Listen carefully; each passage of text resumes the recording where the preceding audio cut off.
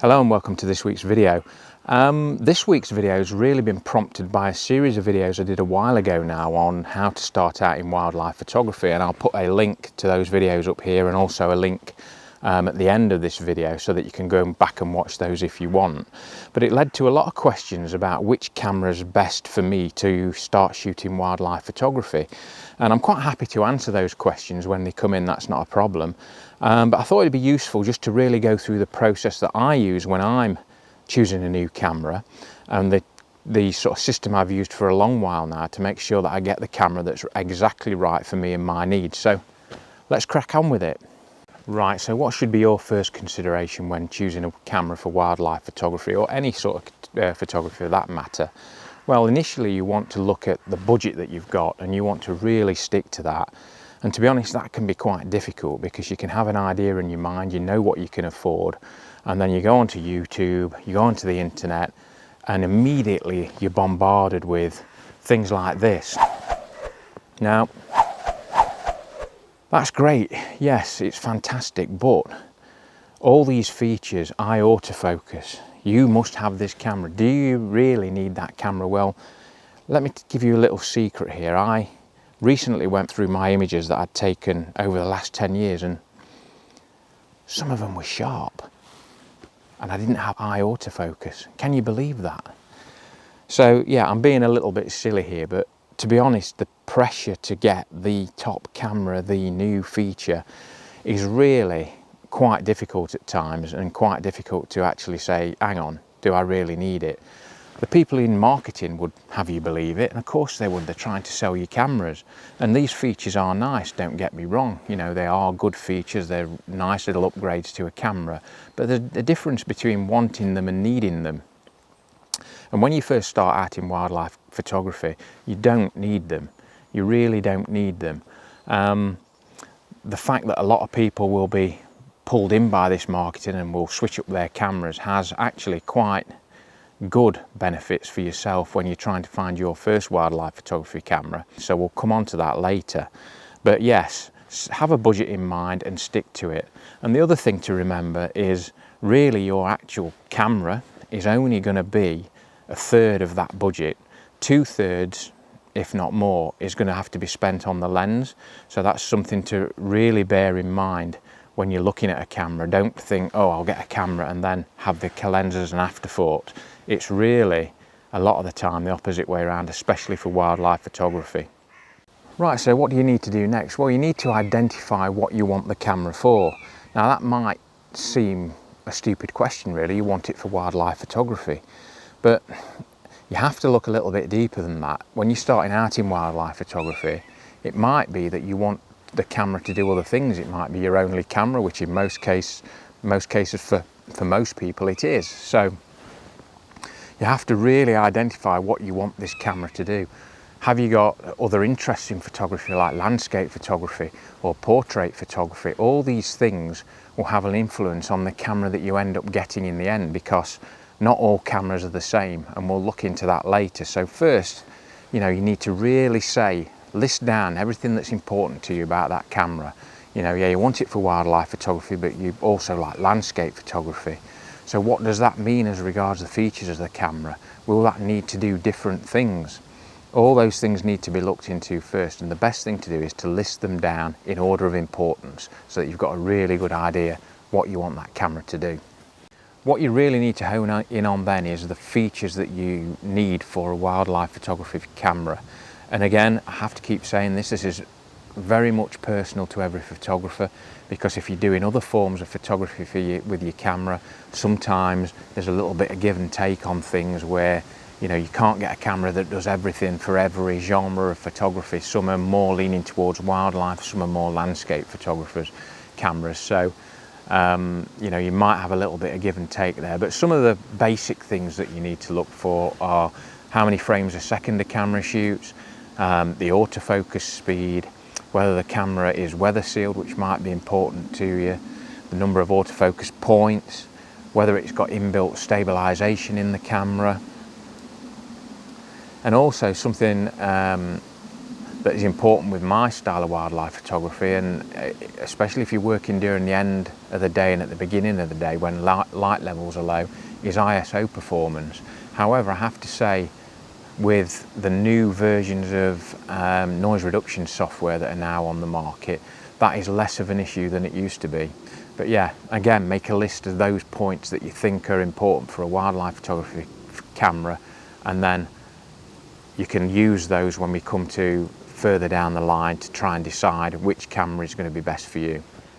Right, so you've done all your research, you've been on YouTube, you've looked which cameras people are using, you've looked at the reviews of cameras over the last 4 or 5 years, and you've picked out probably half a dozen cameras that you think you might be interested in buying.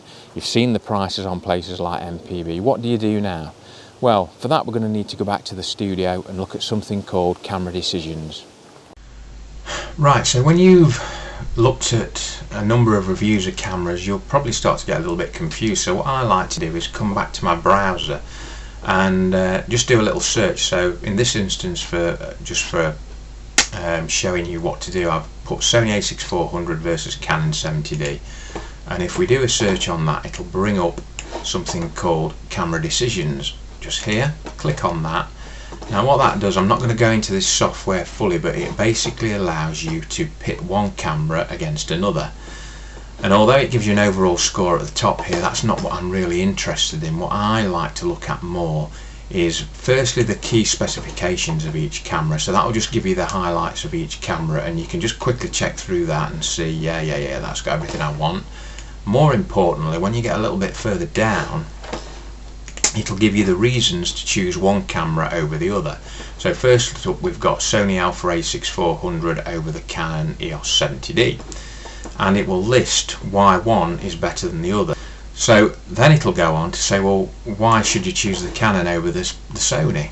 And again, there's a number of reasons here which might be important to you. Now, this is really useful because what it allows you to do is, if you've done your initial look at cameras and you've looked at reviews and then you're thinking, well, which one do I pick now? I've got 6 cameras left and I can't choose between them. You can basically pit one against the other on here and then keep eliminating cameras till you come down to the one that's left. There's much more to this. It lists all the common features, and again, that's a good thing to look at, because it can be quite difficult, and you can sometimes miss something that you actually wanted on a camera, and you find out when you've bought it that it's not got that feature. So just listing them all out like this is really useful, just to check that it's got everything that you want. Then you can look at the size comparison between the cameras. Further down you've got a sensor comparison, so how do the sensors perform. Then you can look at the amount of lenses available, which again might be important. You know, more lens choice generally can mean that you've got more third-party manufacturers making lenses for the camera, which can bring prices down and mean you've got a good option there. And then when you get to this section here is really useful, because if you're wanting the camera not just for wildlife photography, but you're wanting to do portrait photography, for instance, you can see how the cameras match up, because sometimes there is a disparity between, you know, a camera might be really good for sports photography, which is the closest thing on here we've got to wildlife photography, but it might be absolutely terrible for something else that you're going to want to use the camera for. And it might be that the camera next to it scores slightly less good for the sports photography, but scores more highly for the other form of photography that you're interested in. So again, that could sway your decision. And at the bottom it gives you their decision, what they would choose. Once you've done that and you've made your decision, you can then eliminate one of the cameras from the running and then put another camera in there. So you can put, I don't know, Sony a7R3, stick that one in, and again you can do the same process again and then eliminate another camera from the process. Really useful to get you down to that final camera that you're gonna want to buy for your wildlife photography. So when you've worked out all the features you want from this camera, where do you actually go and get it from? Well, I have to say I'm a big fan of the used market. And when we looked earlier at the fact that you have to stick to your budget, what I said is that can have benefits for you as a new wildlife photographer trying to get your first camera. what can happen is a lot of people really do like to change their camera every time a new model comes out. Now the difference between cameras and lenses is that cameras, you can generally see that manufacturers will bring out a new model of that same camera with updated features or new features nearly every year, a year to 18 months. And what that means is there's an awful lot of cameras out on the market that potentially haven't done much work. And if you go to places like MPB, Ford's Photography up in Scotland, Wex Photography, London Camera Exchange, what they will do, they'll take those cameras in and part exchange them with the owner so that they can get the newer version. And they will tell you then how many shutter actuations there's been on a camera. So sometimes you'll get them that had less than 2,000 shots taken, and they'll be described as like new or excellent. And you can pick up those cameras at a much better price than you would do if you had to buy them new. And bearing in mind, a lot of these cameras are still in production. It's not like they've been stopped. It's just there's a newer version that have superseded them. So that's a really excellent place to start to look for a camera. It's where I always go for mine rather than buying new, as I say, because in the camera market, there is that need for a lot of people to swap their camera to the new version every time it comes out, and you can get some real good unused virtually bargains. Right, at the beginning of this video I mentioned that only 1/3 of your budget would be spent on your camera. The other 2/3 is going to need, if not more, to be gone onto your lens. Now, lens choice is it's a very hard one really, but I think it's probably safe to say that for most wildlife photography you're going to need at least a 400mm lens. And the problem you've got with that is that 400mm happens to be the point where lenses leap up in price. So it can be quite difficult.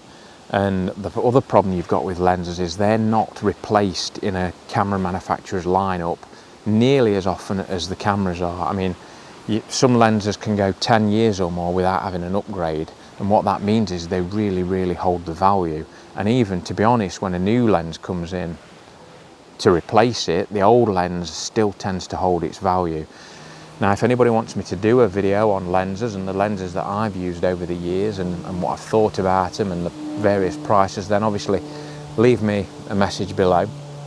What I would say is, when I did my beginners series, which I linked to earlier in the video, I used a Tamron 7300mm lens. Now that, I have to say, was quite a struggle, especially with the Nikon D3200 I think I used with it. It was quite difficult, and what I would say to you as beginning in wildlife photography, if you can avoid it, don't make life that difficult for you. And what I mean by that is there is a point where the camera and lens combination you've got, because you're a beginning in wildlife photography, it will make it so difficult to get good shots. Don't get me wrong, you can get good shots with that combination, but when I did it, I had to use every bit of my 20 years experience as a wildlife photographer to get decent shots. I had to use everything else, you know, I know, on tracking, on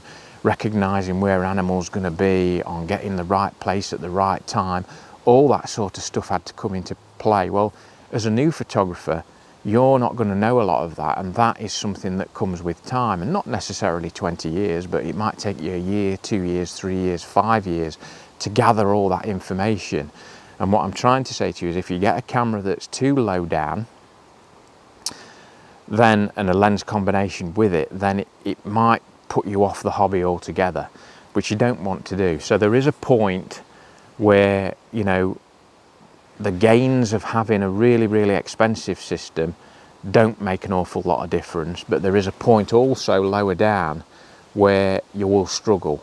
So that's what I would say to you there. Just be aware of that, and try and aim for somewhere lower middle. Right, I hope you've enjoyed this week's video. I've certainly enjoyed making it.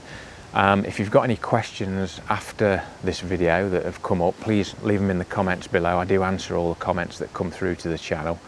I'm quite happy to answer comments on different cameras and things. If I know the answer, I'll obviously let you have it.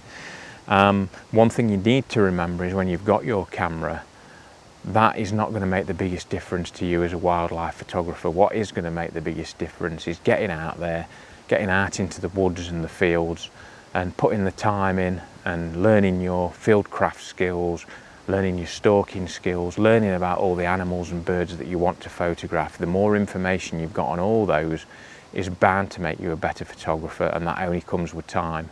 If after 18 months of doing this, you take a look back at your camera and say, well, is there places where it's let me down, where something else would have given me a little bit of an edge, then it might be time to upgrade.